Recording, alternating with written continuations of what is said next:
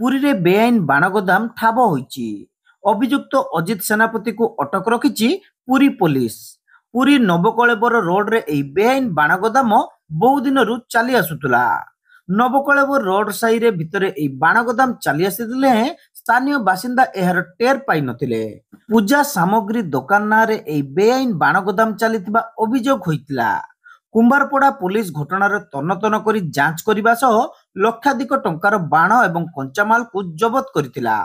दमकल विभाग द्वारा पानी पकाई एही बाण गुडी को निष्क्रिय करा जायतिला। तेबे गत वर्ष निर्वाचन पूर्व नरेंद्र पुष्करणी बाण विस्फोरण रे अनेक जीवन जाइतिले। परवर्ती समय रे बेआईन बाण गोदाम को ठाब करिबारे प्रशासनर निरपुनी उठिची प्रश्नवाची।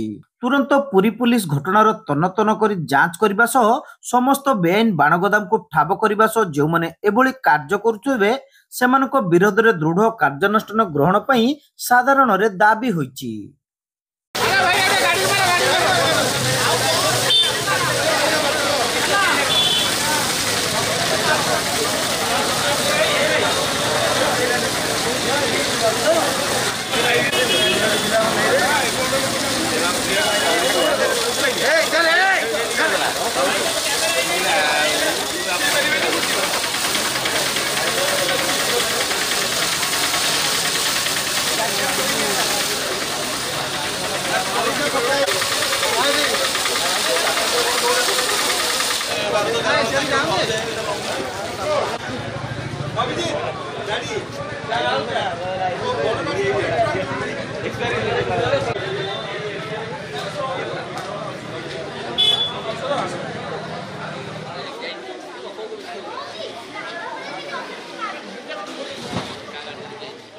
Kagak di